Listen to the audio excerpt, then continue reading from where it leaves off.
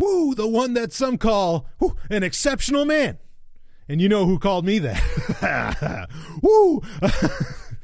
Anyway, the Golden Stallion, the Man of Tomorrow, Sabzu, the Rated R radio star, the King of the Nerds. Of course, that's a little more apropos for this episode, is here for you for a little very, very bonus Patreon content that a question that I received through Patreon inspired.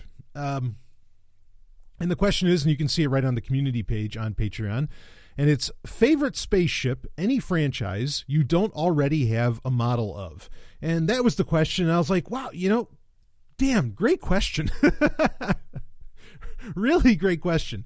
And when I thought about it, I was like, you know what? Like, I used to love the Starlog, Starlog magazine. For those that remember Starlog magazine, they used to do this sort of thing where they would have, they do like top 10 lists or something. And of course, Sovryn Tech, we do top 8s every now and again. We're going to do one here. But they would do top 10 lists of like best starships, best weapons, best this, best that, blah, blah, blah. And with all this science fiction stuff. And I thought that was so cool. I always loved those, and I'd read those, and you'd find out about, honestly, like through that, you'd find out about science fiction shows or movies that maybe you'd never, or at least I had never heard of because I was such a young person. I mean, a lot of the great science fiction that's out there, came out before I was even born, and I'm not even the youngest person in the world. I mean, I was born in 81, but a lot of it came well before I could have possibly known about it. I mean, it's pure fortuitousness, quite frankly. Pure fortuitousness that, for whatever reason, my dad recorded, back when VCRs were new, on TV. It might have been ABC. I don't even remember what fucking network was doing it, but just like they would have on a Sunday, they did a little power hour, or actually it was a couple hours, where they would have Battlestar Galactica, and then they would have an episode of Buck Rogers. Now I'm talking about, of course, I was a kid, so obviously I'm referencing the 78 Battlestar Galactica, the real one. And I would watch that tape over and over and over again, as a little kid. And I remember the episodes very, very well. The episode of Battlestar Galactica was the one where the Galactica, there's a fire, an uncontrollable fire on the Galactica. And then the Buck Rogers episode was the episode Space Vampire, which has the original incarnation of the Vorvon. Of course, people that are familiar with the Sovryn Universe short fiction might remember the my incarnation of the Vorvon. But anyway, my mind just went elsewhere. Okay, yeah, where was I? Yes. So because I watched those, over and over again, and because at the time, like the Fox as a network was a new thing when I was in the single digits, they would have a lot of classic content, and they would play like classic Star Trek and all this. And I mean, this is like even just before the Next Generation had actually come out. In fact, it might have been in Elite 2 because Fox was one of the original syndicates for a lot of Star Trek, frankly. So, because Star Trek The Next Generation didn't come out till 1987. So I watched the original Star Trek and all that. I mean, most of it growing up, and really it's what was available, right? There weren't a whole ton of 80s science fiction series, or at least not late 80s science fiction series, or even early 90s, saying like 90 to 92, wouldn't be 93 until we get Babylon 5. And that would just fucking change everything. And I know there's other shows, Space Rangers, Space Precinct. I know all about those. Don't worry. But anyway, there weren't a whole ton of shows out there. I mean, you had V, you had some of this other stuff, but yeah, like there just wasn't a lot. And so you found yourself, just watching classic science fiction, or at least I found myself watching a ton of classic science fiction. And I'm so glad I did, because it turned me on to all of this great content that sadly today it seems no one will take the time to even bother watching. I mean, they just won't, because they think it's old and they're just, well, fuck it then, and the effects are cheap, so I don't care. And they're missing out on some of the greatest stories, some of the greatest performances, and just, tremendous stories that, like I said, that, well, they'll never get to experience, all because, I don't know, they have to have their entertainment look incredibly realistic. It's so pathetic and sad.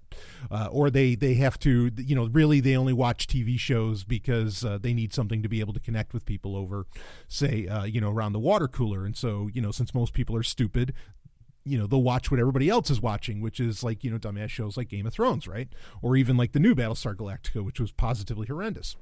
So I'm really glad that, that I got, as it were, a classical education growing up in science fiction, and certainly within science fiction movies and science fiction television. I was able to watch Logan's Run, knew about Logan's Run, before other people did. Anyway, there's a laundry list of this shit. So with that said, and like I said, that ended up me reading Starlog and all this stuff. And so that question that I mentioned earlier about, my favorite starship or spaceship that I don't have a model of from any franchise, it made me think, boy, I would love to do a top 8 of like the greatest spaceships, and that's what we're going to do here. We're going to have some fun with this. In fact, I'm going to kind of break this up. This is going to become a little bit of a mini series, because what I'm going to do is I'm going to do spaceships first, like as in full vessels, multi-crew vessels. Then we can do another one where, say, there are starfighters in it, okay, like, single-man ships. And then we could do, maybe we could do one. In fact, maybe this will be fun to do with Robin. We could do a Star Wars one. And hell, maybe with Robin even I'd do a Star Trek one. We'll see who we end up. Maybe I'll do the Star Trek one with Stephanie and Ellen because, it's just the light of my life to do work with these people. So anyway, so there's no Star Trek. So this one, it's not starfighters. So X-Wings aren't going to show up, or Star Furies, or Thunderfighters and everything. They're not going to show up in this. And also there will be no Star Trek or Star Wars vessels in this list. Just because I think if you just included any one of those, they're going to take up the entire top 8. Like, there's so many badass, they're lining the BDSM studios here. There's so many badass Star Wars vessels and Star Trek vessels. They could easily fill their own top 100, quite frankly. And yeah, there's that many. So I said, all right, yeah, let's hone it down a little bit, and let's start off with the broader, reach, or the broader scope of science fiction vessels. And I don't really have anything from books in this, and I could think of a few ships that maybe I would include from a book series or from books, but they're kind of harder to really think of because, you're imagining them in your own head, but I don't know, like, the ships from, say, like the Hyperion Cantos by Dan Simmons. You could go down the list of a bunch of different science fiction ships that have never made their way to really to television or a movie or something. But I will say this though, or how about the culture ships? Like, those are fucking crazy. In fact, it kind of seems like it seems to be a thing with a lot of science fiction novels. Okay. Is that they don't so much concentrate on the technology, as it were. Like, they don't spend a lot of time concentrating on, yes, they concentrate on the technology, but like, they don't often seem to take the time to really beautify the ships and really like venerate the actual vessels themselves often enough. In fact, usually in science fiction novels, the vessel is often like part of the problem instead of it being like part of the solution, or where the ship is really cool. You don't often get that. I can think of some where it happens, but in the bulk of it, like, the vessels that get you from planet to planet or whatever, are sort of an afterthought and merely a plot vehicle, no pun intended. So yeah, that's part of the reason that I mainly concentrated. Actually, in this list, in this top 8, there's only one ship from a movie.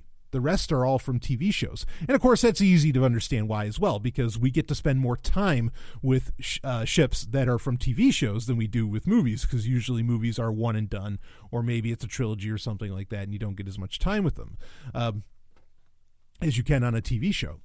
So this is going to be fun. Again, this is pure bonus. This isn't for everybody, but I try to provide a very broad range of content for patrons, because I know Sovryn Tech reaches out to a very broad range of people. So there. anyway, we can start getting into this list. It's not going to be in any particular order, and it's pretty much impossible to not, you can't really separate the ship from the series, right? Or the ship from the story, because, they're part and parcel. I mean, even though TV does a better job than novels have of making ships really cool and important,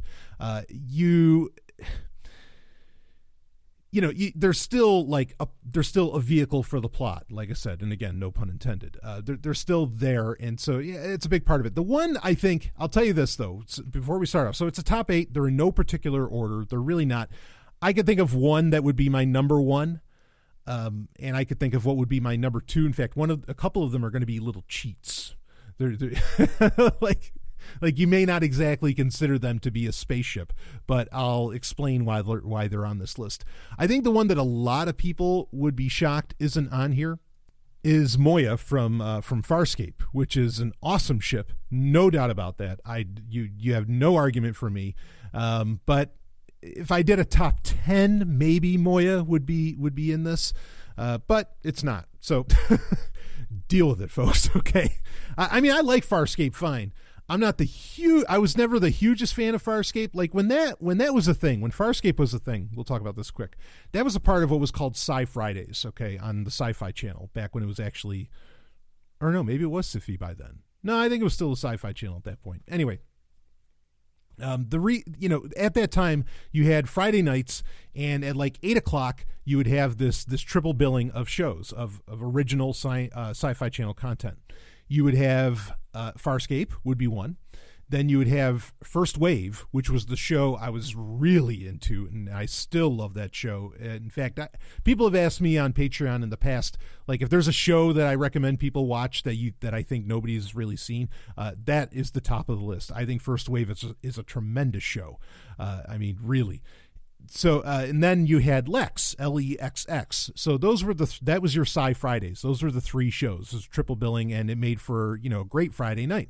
Thing is like First Wave was such a better show, and Lex is so memorable because it was so goddamn zany that Farscape, if you actually watched Farscape when it was originally airing, for me, not as exciting, like, I mean, it didn't hold up to the other 2 shows. Again, First Wave was, in my opinion, objectively a much better show and a lot sexier.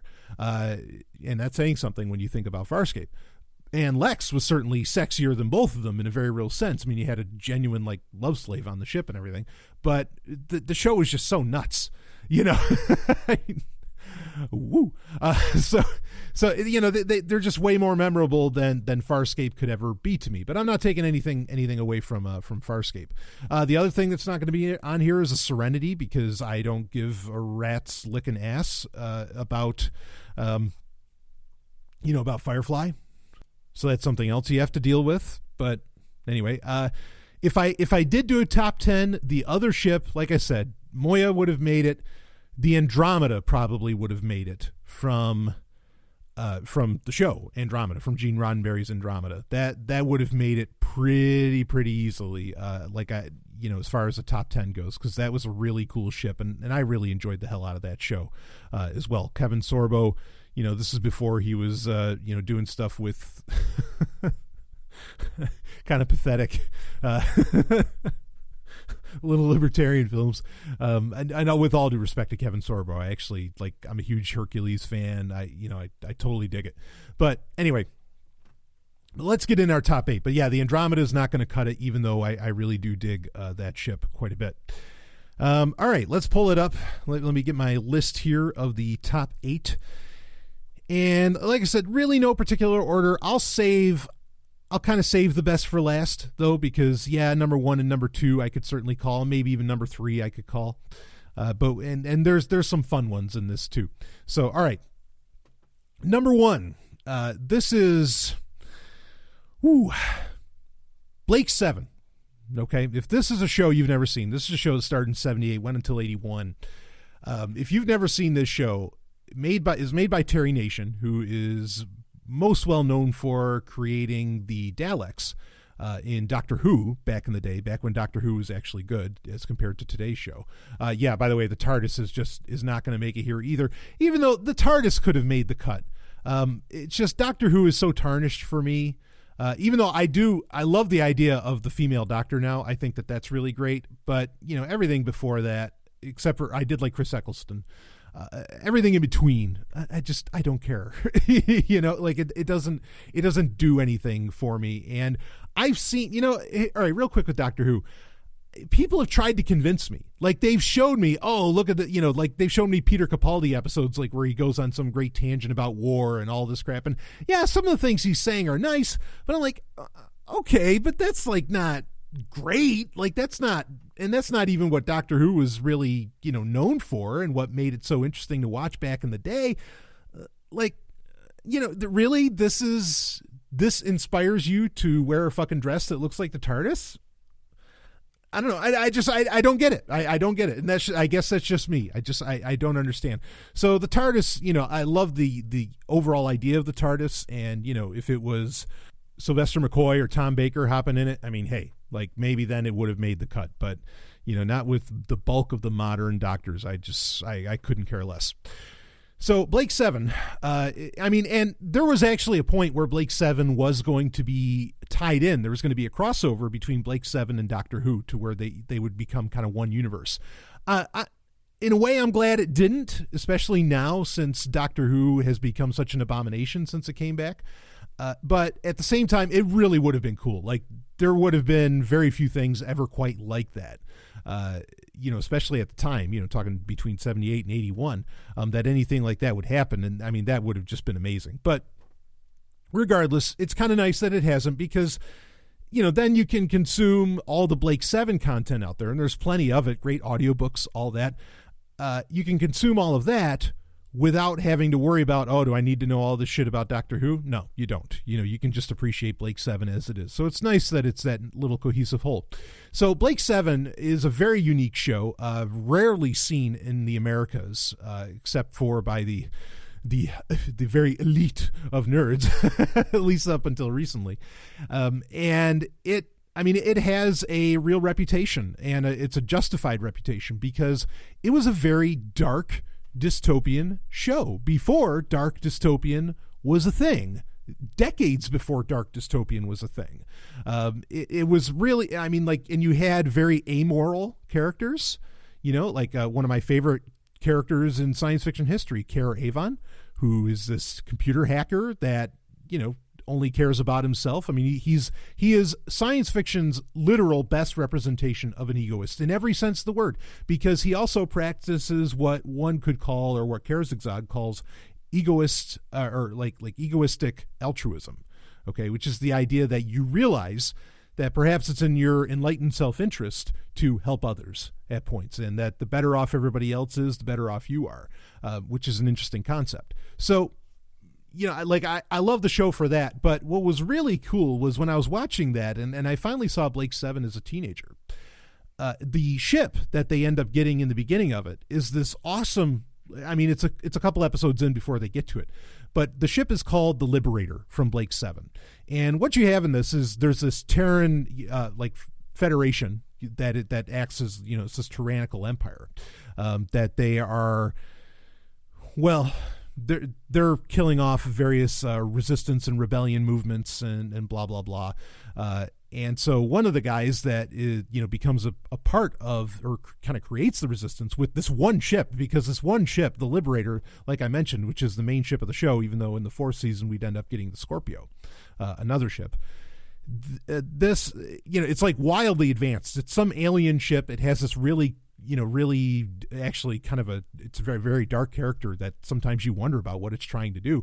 It has a central computer that is an AI called Zev. And sometimes you wonder if Zev is really like acting in the best interests of the crew on board, including Blake and Care Avon and everybody else.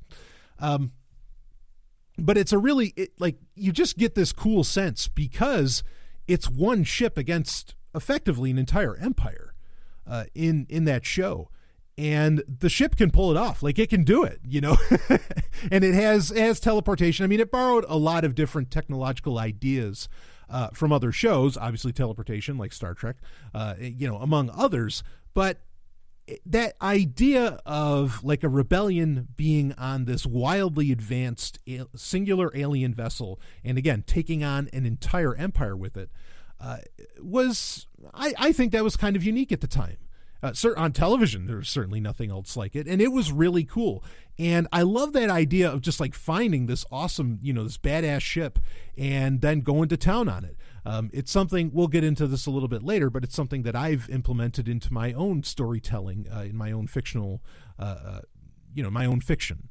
I really think that that's a cool idea, and it gives it gives the ship an air of mystery. It makes you wonder, okay, what was its original mission, etc., and something that science fiction will play with a bit more in future series and movies. But Blake 7 was ahead of the game in so many ways, and the Liberator in itself was really ahead of the game, and it's a weird looking ship. Like it almost looks like a claw. Like it's this very strange, and it flies in a direction that you don't expect it to. Like it looks like it's kind of flying backwards. It's a weird ass ship, but that adds to its alien nature. That adds to the fact that it, this isn't something that humans built, right? And I love it for that. Like I think the attitude, and that's something to be said, for any spaceship, any vehicle in any science fiction, is like, what's the attitude of what was created? Like you think, with Star Trek, you think of, in fact, I think I mentioned this when Ellen, Stephanie, and I did the Star Trek update where we were talking about Deep Space Nine, how I loved how like the Defiant, the USS Defiant in Deep Space Nine, how it's like this little ship that's, severely like underpowered or overpowered, but it can't really handle all of the weaponry and everything that was put into it. And it gave the ship a certain attitude, right? It gave us like this badassery to it, and kind of a hot rodding thing. I mean, it was just so cool. I really totally dig the Defiant, and for the same reasons I dig the Liberator. Again, definitely the weirdest looking ship, I think, on this list. But also the progenitor to a lot of later on ideas that science fiction would use for various spacefaring vessels.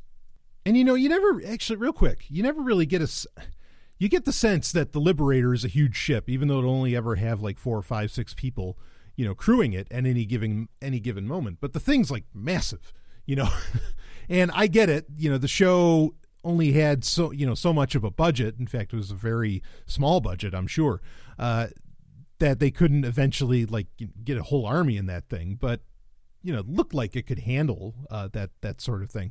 But again, kind of like, later, a lot of video games, System Shock, some others, would all toy with this idea of like a malevolent starship. The Liberator was ahead of the game in that. So, it would have been wild if you got like a bunch of people on there, and then how does Zev fuck with all of them, right?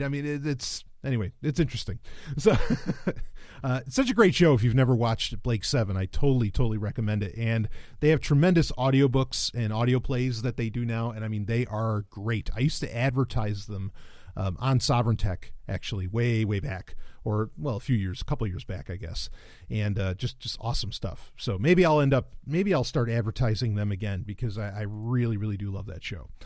So, okay, let's move on to another ship. Speaking of scale, this is probably the biggest ship, maybe not the biggest ship in science fiction history, but it's one of the biggest. This is a huge fucking ship. And this is the entry actually from Stargate. Stargate Universe, which is a show that, cut way too soon. Only got 2 seasons, started in 2009. What a shame. I thought that show had so much potential, so many cool things to go on with that. And they just cut it way too early. But the ship that the show took place on, the Destiny, is just a stunner. And the beautiful thing about it was that in the show, it was a long time before we ever got like a full look at what this thing looked like. And that was partly to show, kind of the scope, the scale of this vessel, was that it was so huge, the camera shots couldn't even contain it all. But it's a gorgeous ship on the inside. It's one of those cool things, not that this was new for Stargate, where a ship had its own Stargate. Of course, we saw that, I think, in the first season of SG-1, where the Gould vessels, the pyramid vessels, had their own Stargates, right right inside, the ship itself, and you could dial into them. But with the Destiny, like, you'd get to the ship by putting in like an 8th symbol. I mean, all this stuff is like really nuts. Like they just amped up every possible mystery with as far as Stargate goes and the Stargate mythos. I mean, I guess maybe Atlantis is more of like a station, right? I don't think that exactly. I mean, it's a ship and it isn't, and I don't know, that would have been an interesting one too. But I got to give it to the Destiny because it's such a wild idea. And I mean, so the purpose of the Destiny, well, apparently it actually had 2 purposes. You find out, spoiler alerts, but hey, folks, it's been almost 10 years. So its first purpose was to propagate Stargates all around, the universe, the galaxy, blah, blah, blah. It's, of course, why the show is called Stargate Universe. And it was created by the Ancients, which you find out about during SG-1. But the ship was eventually supposed to come back home to the Ancients after it was done, but it didn't do that because, well, the Ancients ascended, right? Which we all know about from, like, was that season 4 when that storyline started in SG-1. And this, I mean, like, it's this, it kind of looks like, how to describe it, almost looks like a hammer, with the handle of the hammer being the front of the ship, and then you have kind of 2 wings going out from it. And I remember the first time I got a really good look at it. It was in the first season, and there's a point where the ship, like, in fact, the whole crux of the episode was, holy shit, the Destiny is going to crash into a star. We're fucked. And why is it going into the star? What's going on? Like, we can't get control of the various, what is it, like 16 modules or something, the engine modules and all that. And again, this ship is huge, like just trying to get around. And they were smart to like have it be sort of this ancient kind of derelict ship in some ways similar to the Liberator, where you couldn't get access to certain parts of the vessel. Obviously that made for smaller sets, and you didn't need to make sets for this entire fucking, huge spaceship. But of course what happens in this episode is you find out actually it was going to the star because it powers itself. The Destiny powers itself off of by collecting, like skimming. I mean, that's how powerful this ship is. It skims the surface of stars and it will like open up these things on its wings or almost like Bussard collectors on a Star Trek, on a Starfleet ship. And it'll collect the plasma from the star, and that's what powers it, and it keeps on going. Of course, brilliant move if the mission of this thing is to go around the entire universe, laying down Stargates. What do you use to power that? Well, you're going to have to use stars because they're everywhere. That was like... The only term I could use for that when that happened is it was majestic. And it was the one time where you got a fair look, the fairest look that you could get of that ship. I mean, you can go online now, you can go to, some image search or something, and you can find a full look and the full art of it. But for a while, it was kind of a mystery what this thing even looked like in its entirety. You just didn't know because it was so damn big. But that made for a cool narrative trick, quite frankly. So the Destiny, I mean, super powerful, and like all these, really kind of cool, mysterious technologies that it would have. Its weaponry was amazing. The idea that it could travel faster than light, but it didn't use a hyperdrive. So what the fuck did it use, etc. That was really cool. Of course, then you find out that its secondary mission was it found out, or supposedly and this part's real science, cosmic, microwave background radiation, right? The CMB. Which is supposedly a byproduct of the Big Bang. Okay, supposedly, I say that. But anyway, the CMB in Stargate Universe was claimed to actually be an artificial signal, and Destiny, the ship Destiny, was trying to find who created this artificial signal, and effectively, was there some race that existed before the Big Bang that created the signal, that created the CMB, or is it a race that somehow came into being very shortly after the Big Bang occurred? Really, really big stuff. That's why I'm kind of sad that show went away, because they were going to address the origins of the entire universe, let alone originally it was just the origins of humanity and all this. Well, no, we're going to go all the way. We're going to go right to the Big Bang, if you believe that that's the origin of the universe.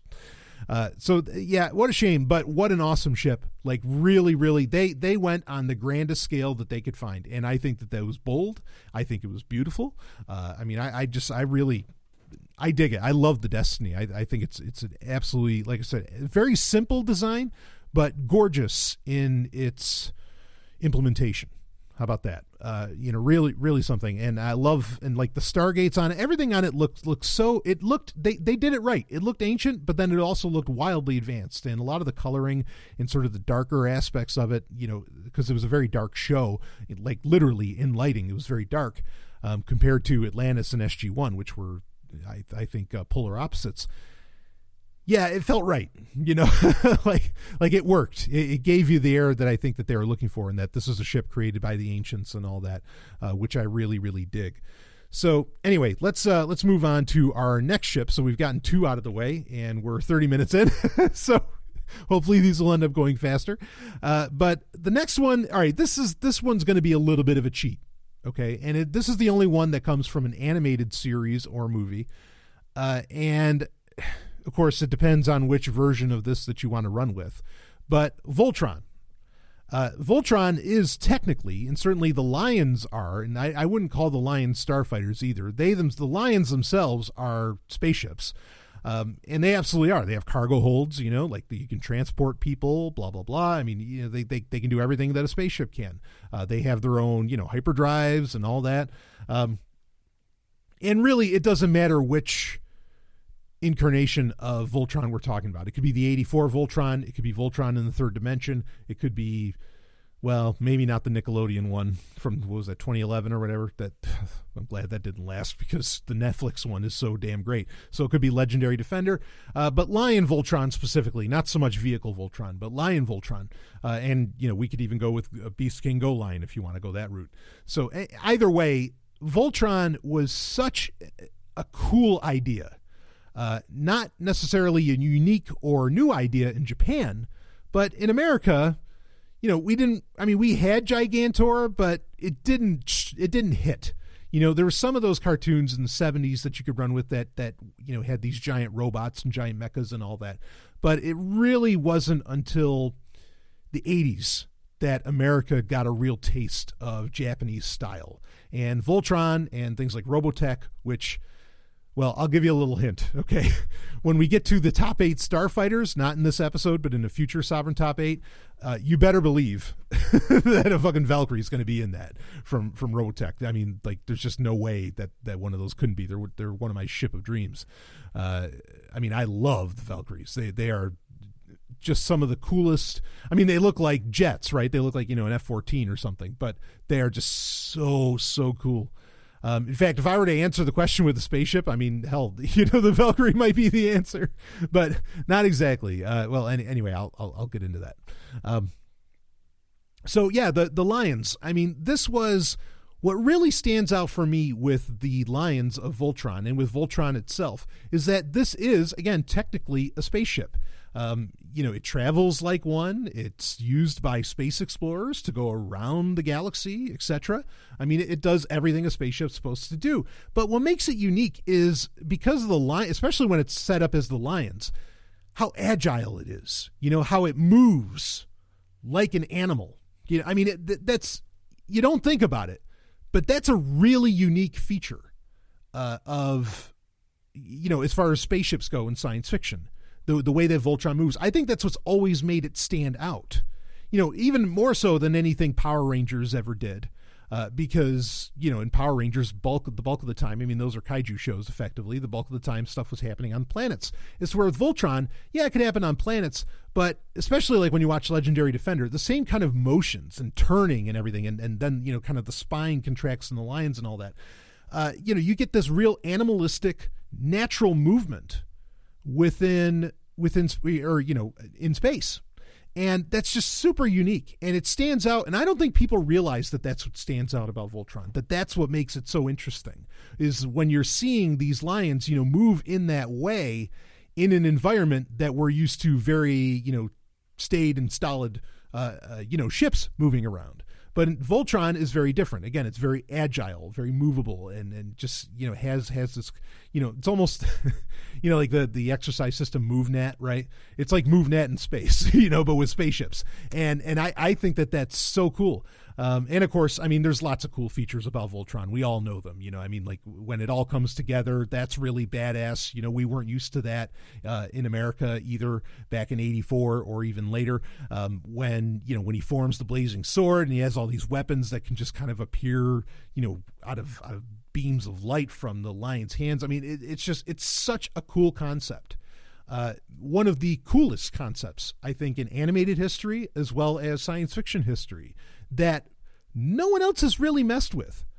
It's something I want to implement in the Sovryn universe, but I mean, I could write it, but that's all I could do is really write it. I don't know how well it would, I could even put it into a video game. I mean, because even the graphical prowess that you'd have to do with that is that would take me some time, to implement that, as much as I would love to. I do. I think it's so cool. How the lines move and all that, and just very, very unique. Easily, one of the top spaceships in science fiction history. And sadly, I don't think most people think about it. They're like, oh yeah, well that's Voltron. Yeah, it's Voltron, but it's a fucking spaceship. When Keith says dynatherms are connected, I mean, you're ready. You're ready for action.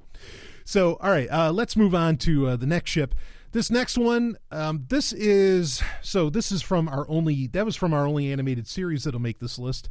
This is from the only movie that has made this list, and the movie is Forbidden Planet. And of course, there's only one ship in that entire movie, that being the C-57D, which is a very simple ship. It looks like a UFO, right? Circular, the whole thing. I mean, it looks like any classic UFO that you could imagine from the 60s.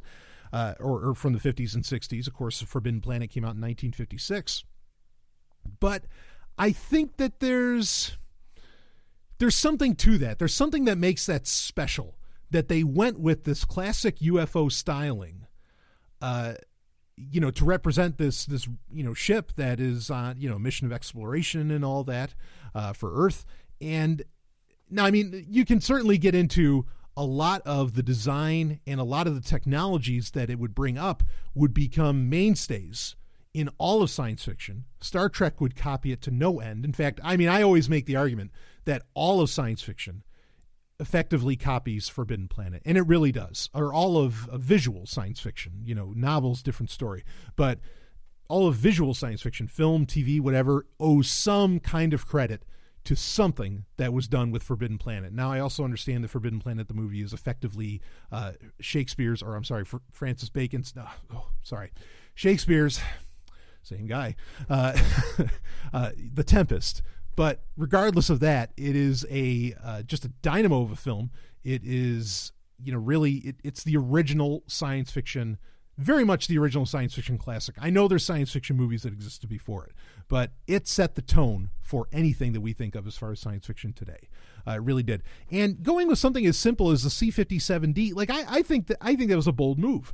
I think that, not going too wild, going with a very simple design and everything, I think that worked, and gives the film some degree of longevity. Because that shape is so indelible in our minds as far as, what UFOs look like and everything, that it just kind of works. And it's very believable as a ship. It didn't have to have a wild design. I mean, I think really, like, any kind of wild design with spaceships really started with Star Trek. Like, Matt Jeffries was fucking brilliant with what he came up with the Constitution class Enterprise, and set the tone for everything from, the Enterprise to, of course, even the Liberator and any ship that's on this list other than the C-57D. I mean, it just made sense, to run with a ship that looks like this, and it's very simple. But again, the interior and a lot of the technologies that it had, and the faster than light travel and all that, were all very unique to Forbidden Planet at the time. Now they're totally commonplace, and they're part of our regular verbiage, scientific or science fiction or otherwise. So yeah, I gotta give credit to the C-57D. Very simple ship, but it is the inspiration, and in fact, if anything, its technologies and the terms used for the ship, really set the stage for every other spaceship after it. I mean, it totally did. It can easily be on anybody's top list, or, number one at the top of anybody's list. And it would just, you couldn't argue against it. It's like, yeah, this is the original, this is, This is what all other spaceships are based off of, if not in look, certainly in application, going forward. So, and Forbidden Planet is just, one of the greatest movies ever made. I mean, so that doesn't hurt the C-57D much either. And, of course, the C-57D comes with Robbie the Robot, so, hey, how can you argue that shit? Perfect. All right, let's move on to another ship beyond the C-57D. Okay, here's one that this might be kind of obvious to people. And actually, after this, we will get into what is effectively our top three. This could have been in the top three pretty easily. I think it is one of the most iconic ships. Its classic design, its original design, is still far more iconic than its remade, shall we say, design or reimagined design in the aughts. And we are talking about the Battlestar Galactica, okay, from the show Battlestar Galactica from 1978, not the 2005 one. I don't know that people necessarily think about that much at all. But the 78 Galactica, instantly recognizable. People see it, they go, yep. And I mean, and in fact, it's such an iconic and instantly recognizable design. I think it makes sense why the 2005 Battlestar Galactica, even though, overall the story was horrible and everything about it was really terrible, the actual design of the ship is very close, other than the fact that the landing bays compress or retract into the main hull.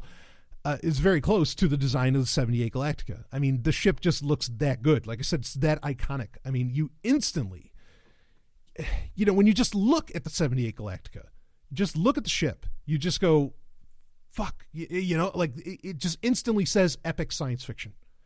I mean, your mouth drops, your jaw drops when you see it. You never find out everything about it, but a lot of the details that are on the ship, and it is a highly detailed model. You don't find out if those even mean anything, just kind of looks cool, perhaps, whatever. But, what you do find out is so amazing. What's really cool is, that ship is hundreds of years old, right? I mean, the Galactica, you find out especially in the last episode of the first season, or the original series, you find out that, there's these different observation domes that were built on it, and there was only one left. You get the sense of antiquatedness, and that the ship had been, it's almost like Jerusalem, right? Where the city's been built over 5 times. The Galactica has age, and it has history, really long history. Sure, you could say Stargate Universe's Destiny has that. You could say the Liberator has that, and they do. But the Galactica had history, and yet it was still under the operation of its original owners and everything. And it wasn't exactly mysterious to them. It was mysterious to us as we discovered more about the ship. But the ship was this is one of the rare cases outside of Star Trek where the ship was absolutely a character in itself. I mean, the Galactica really was a character. It stole the show whenever it came on screen, and you were just ready for, anything. And it oozes, the design oozes strength, which is actually something that Star Trek fails at, and Star Wars can fail at that too, unless it's an Imperial ship, where, a lot of science fiction fails at this, where the ship, most spaceships will have some kind of shields, force fields, whatever else. But the Galactica actually didn't have that. It had the negative shield, but all that appeared to be wasn't actually a shield wasn't like a force field surrounding the ship. They would just drop whatever coverings and armor would come over the various windows, like the viewport or, the view screen and everything. And that's about all we knew that of the negative shield or positive shield, whatever they ended up saying. They never really, got into that, but it didn't appear to really have, based upon certain space battles that you get with the base stars, which talk about iconic ships as well. Those could have made this list easy, with the Cylons. But you just you believed that it could take a ton of hits because the thing looked tough. Right? The ship really just oozed strength. And when it's, taking this ragtag fleet of 200 some odd ships, to find the lost colony Earth, right? You believed that ship was leading the way and that it could protect the other some odd 200 ships, and it just worked. It totally fit the narrative of what was being told. It was brilliant design. I mean, just brilliant design. And I think it was Ralph McQuarrie that came up with the design for the Galactica, which it had a few different redesigns. You can see some of them if like you have the original novelization from the 70s. But hot damn. I mean, that is such a badass ship. And like I said, I mean, just look at it. Go ahead, type it into an image search right now, take a look, and tell me that doesn't just say strength. Like, that design says things. It's not just a picture's worth 1,000 words. It really says things. I mean, you look at Starfleet ships, right? You just instantaneously say, well, I'm going to blow off, the pylons for the nacelles. I'm just going to knock those out. I mean, those look so weak, right? And of course, that's why Starfleet ships have shields. But you look at the Galactica and you go, oh, we're it's like everything's a hard point. Where the hell do I attack this thing? Just brilliant. Like I really, people don't give that design enough. Well, they do get enough credit when they see it. When they see it, you're in awe of, wow, somebody was really, really ingenious when they built that. Or when they thought of that, and they really were. I love the Battlestar Galactica. The idea of the giant landing bays that the Vipers can fly out of, that was really slick. Like, I mean, that's the other thing too. Everything looks practical. The giant fucking engines, everything just looks like it does exactly what it's supposed to do. It makes sense. Yeah, I mean, I wouldn't be surprised. I'll tell you, I wouldn't be surprised if in the future, as humanity, because it will, as humanity goes into space, if some of our spaceship designs don't end up looking very much like the Battlestar Galactica. Really, because why not? It makes sense, as long as you can come up with like half the technologies that the thing had, which none of those were terribly advanced. I mean, you've got a great design right there. So I think that could happen. Speaking of that, like that's kind of the interesting thing. This is another thing that would be popular when you do kind of these like top 10 lists of best spaceships ever, is you'd have these battles. Who would win? Like would the Enterprise beat a Star Destroyer? Would either of those beat the Battlestar Galactica? And it's amazing that the Galactica would get included in the conversation. But again, I think it would, because it is, again, iconic. It looks epic, and it just, like I said, oozes strength. Obviously, to answer that question, Starfleet vessels would win handily. Because unlike the Galactica and unlike Star Destroyers, Star Destroyers do have shields of a type, but like it's not like the force fields that Starfleet ships have. Like I think easily Star Trek would win the, Star Trek ships would win the day against just about any other science fiction franchise. Out there, I think. So anyway, but yeah, Battlestar Galactica, could have been in the top 3. But you know what? Let's take this. In fact, this would actually be number 1. But this might be the ship that could beat a Starfleet ship, I think. And that is from Babylon 5, the White Star. So really, this would be at the top of my list. I think that the White Star is the most beautiful design of any vessel ever. Any spaceship just ever. I mean, it's so stunning. It looks organic, and arguably, since it's partly based on Vorlon technology, it is part organic. And it's like this amalgamation of Minbari and Vorlon technology, which is really cool. There's a lot of ships in Babylon 5 that could have made this list. The Excalibur is another one where it's that combination of human Minbari and Vorlon technology, which is really cool. But yeah, the White Star, just this little ship that, in fact, when it gets introduced in season 3 of Babylon 5, I mean, you think, the amazing thing is, first off, you think there's only one of them, but it's so wildly advanced and has that really powerful, a front cannon that just keeps firing that looks so cool.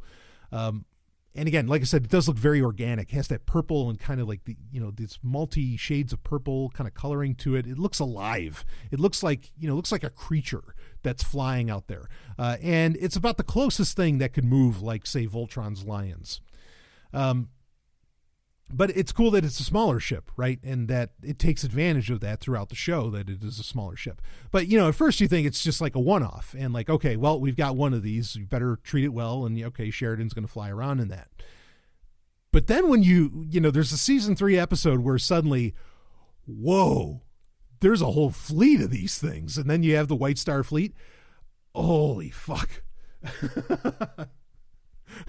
Like then it just goes to another level. And they, yeah, I mean, these ships are so cool. Another iconic design for those that know about it, for those that actually watch Babylon 5. Just nothing else like it. And in the universe, like it is such a unique ship there as well within the Babylon 5 universe, like where it doesn't need jump gates, which the Minbari didn't need those either. But regardless, it doesn't need jump gates. The Rangers fly it. I mean, like they're very secretive ships that nobody knows are out there. I mean, it just, speaking of that attitude, it has that attitude. In fact, there's a maneuver within, or there's a Minbari, kind of flight maneuver called skin dancing, where you fly really, really close to the other ship. Like, you're practically grazing the hull of the other ship that you're attacking, so it can't actually shoot at you without hurting itself. And when you watch the White Star do that, you see Lanier, controlling it. I mean, it's cool. Like it looks really, really slick. In ways that you just, you didn't expect really to see a spaceship move in that way. And that was one of the unique things with Babylon 5, I think, is that you got to, Star Wars kind of did it, but Babylon 5 did it better, where everything was at such scale that you got a real sense of speed. And like when you see the White Star moving, you get the sense of speed that this little ship has. As to where in a lot of other science fiction, you're just given numbers, right? Like, okay, well, this can go warp 9 or warp 9.975 or whatever, as to where even though with the Defiant, you'd kind of see some of this stuff, but of course it was competing with Babylon 5 and copied it every chance it had. But Babylon 5 really gave you a sense of speed with ships, and that made the White Star, I think, stand out as well. So that's, if there's a number one on this list, we still got two other ships to get to, but if there's a number one, it would be the White Star. In fact, I've always wanted to have a license plate that just said White Star on it. Man, such a cool ship. Just thinking about it. Anyway, okay, let's get on to a couple other ships here. So the next one, this is the other cheat. Okay, and maybe this would be in the number 2 or 3 position. Because it's not really a spaceship. It's actually a submarine. But I don't think there's enough. I mean, yeah, there's certainly been submarines that have been plot points for plenty of movies and TV shows. Think Voyage to the Bottom of the Sea with the Sea View, which is a beautiful vessel, among others, or the Nautilus, right, from 20,000 Leagues Under the Sea. I mean, you could do like a top 8, but the thing is, it'd be all 8, right? As far as impressive ships, and like 3 of them would be different renditions of the Nautilus. So, just to kind of cut that off at the pass, but this totally deserves mention because it is a gorgeous vessel and kind of falls in line with the design of the White Star, where it has this really organic, living animal look to it. I got to give it to the Sequest DSV 4600, which is the full title of the submarine from the show, the 1993 show Sequest. And I mean, if I want to get saucy, I could say, well, in season 2 of Sequest, it actually did go to another planet, which it did. So, in that sense, it's a spaceship. So, but I don't have to do that because it's my fucking show, and I can say whatever the hell makes this list, goddammit. And but the Sequest DSV, I think that's another one where they kind of played off. You never exactly saw it all the way, or you never exactly saw everything that it could do. Sort of like the Destiny and Stargate universe. And because of that scope, I mean, the thing was just, it felt huge, even though you knew it only traversed, the Earth's oceans, more or less. But a stunning ship, it looks like some kind of ancient, I don't know, some prehistoric creature of some kind that's just going around the oceans. In fact, that in certain episodes, it would take on prehistoric creatures and dinosaurs almost.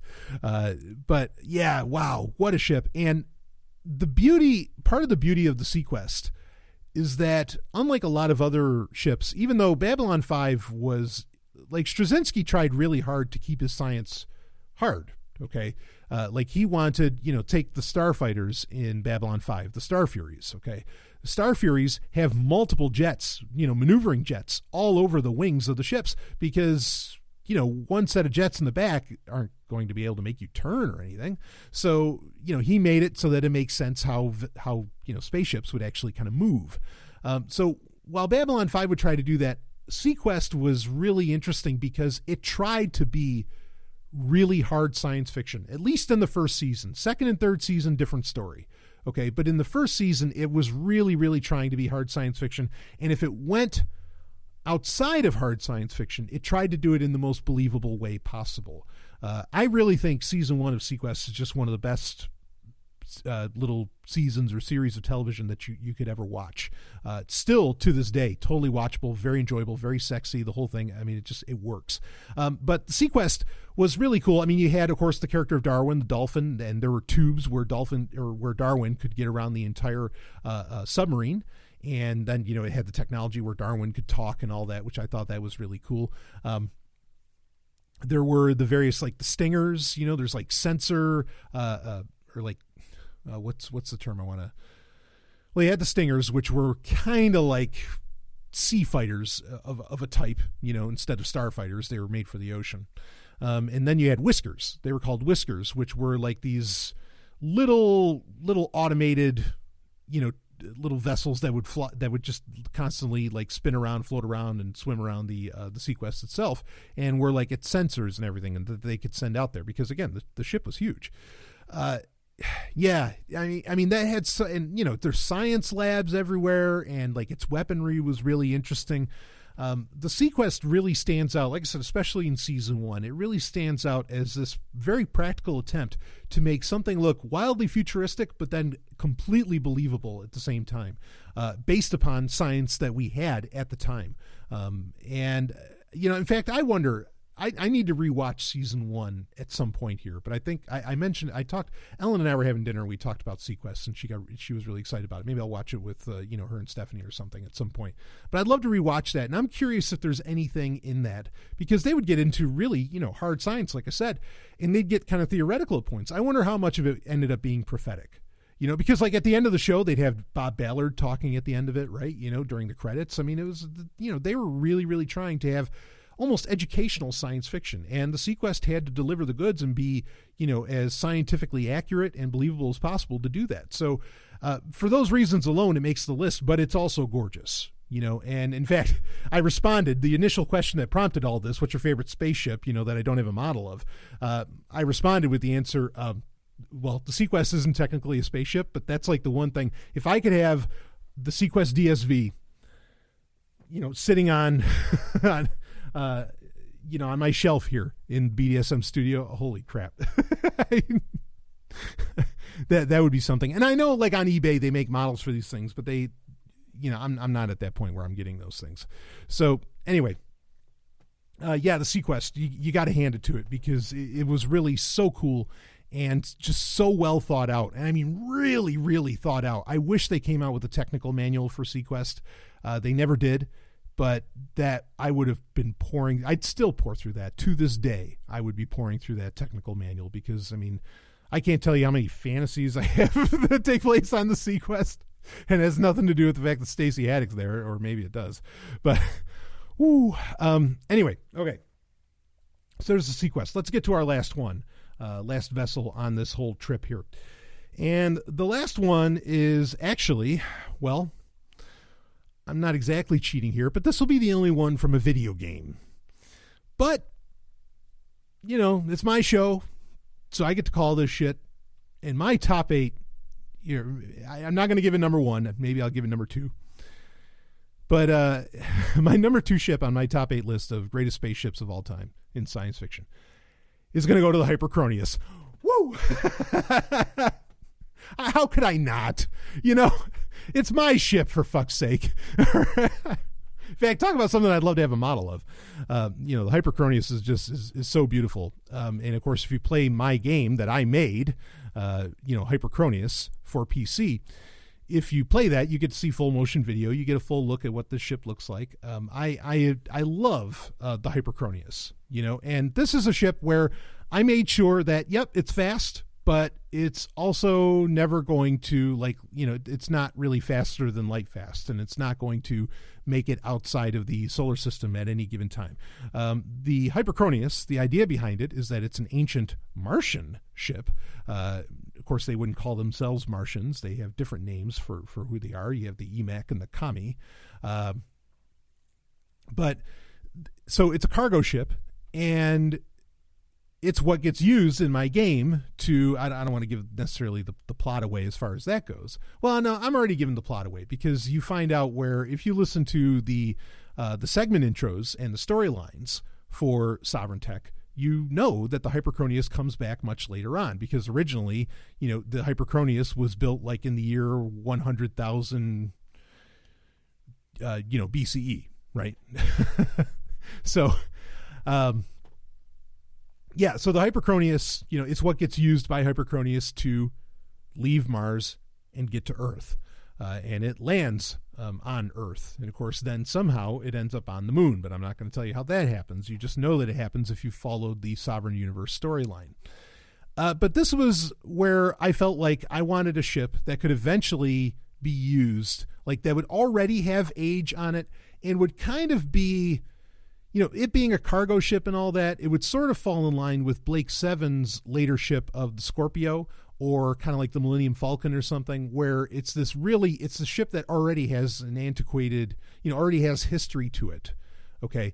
And it was never really meant to do what it ends up doing, but it ends up doing it.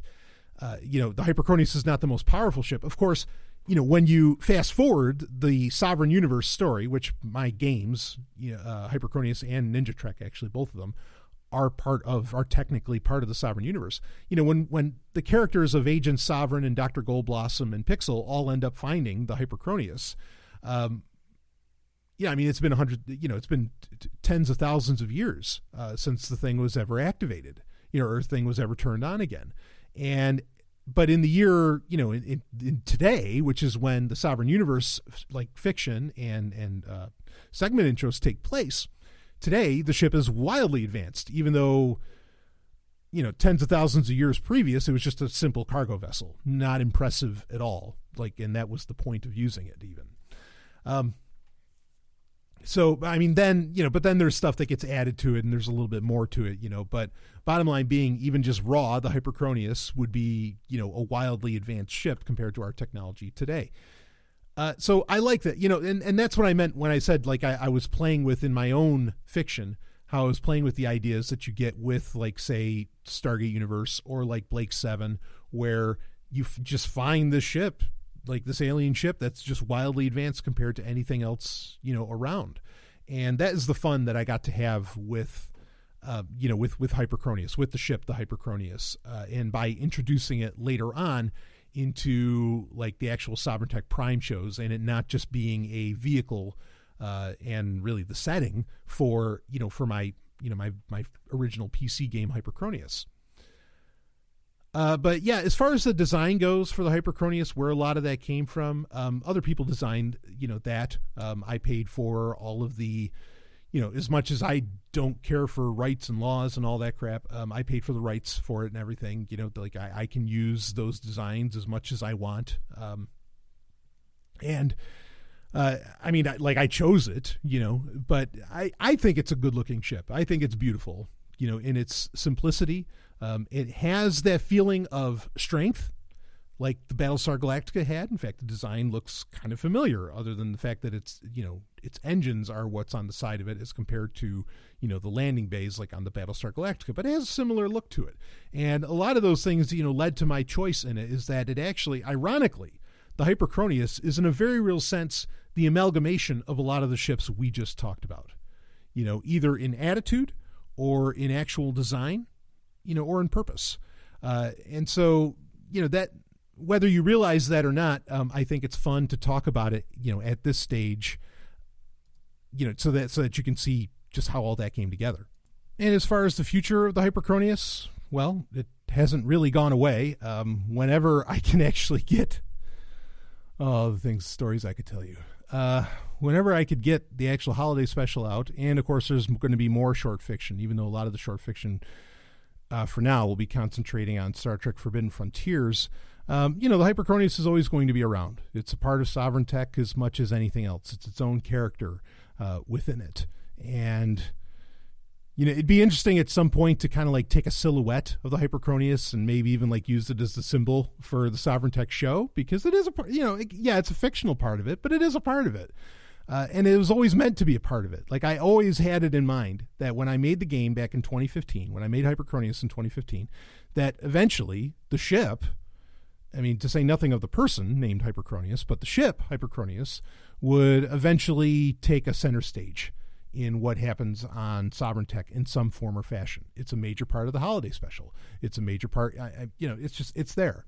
And it's not, I mean, I'm kind of giving away that it's not necessarily going to ever get destroyed, but it's always going to be a part of it. Like it's part of a larger narrative, and it fits in with a beautiful larger narrative, and allows the Hypercronius allows me to implement a lot. Honestly, it allows me to implement a lot of my ideas, my theories, my philosophy, it really, and amazingly, you think, well, how does all that get baked into a starship? Well, it gets baked into what's around the starship for one, but then also within the technology of the starship itself, it's there, and where it came from and things like this. I mean, kind of hints at things. It hints.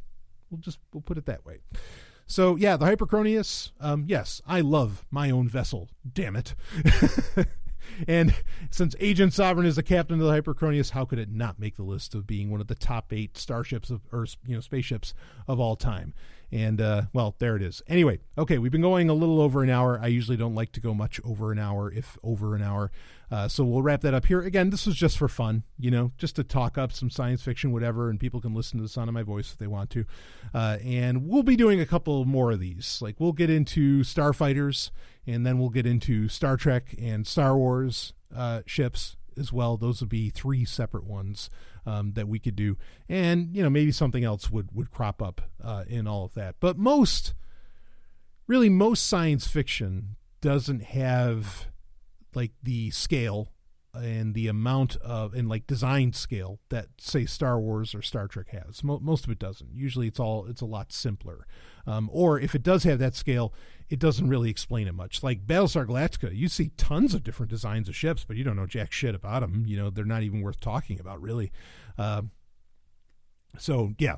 But you'll find, if you wonder, boy, there weren't a lot of video game ships in this, other than the Hypercronius, you'll find in the Starfighter top 8 that might actually be large. It'll be a different story where it'll probably mostly be starfighters from video games, because video games have done a much better job of really representing starfighters and creating really cool starfighters, because they had to do things to progress the game and fit in with the game mechanics and all that. One of my favorite science fiction franchises of all time is Wing Commander. While the Tiger Claw, just on a nostalgia level could have made it onto this list, it didn't, or Tiger's Claw, depending on which version you're talking about. But as far as starfighters go, you better believe there's going to be some shit coming in from Wing Commander, particularly one maybe from Wing Commander 4. I'm sure people will know what the hell I'm talking about. But anyway, so if you're wondering, maybe, wow, why didn't this franchise cut it? They always had such cool ships. Well, it's because maybe it's in a different class, and we'll get to it in future top 8s. So again, just for fun, folks, and not something that I would want to have take up, obviously, a Sovryn Tech Prime, but I felt inspired to talk about. So I hope you enjoyed it. And let me know, if you want on this episode, if you want to comment underneath it on Patreon, let me know your top 8. And ships, and maybe, Moya or the Serenity would end up making your list. I could envision that for a lot of people. But yeah, let me know your list, and maybe I'll talk about it in a future top 8 that sticks within this little mini series of top 8s. So anyway, all right, that's it for now. I will see all of you on the other side.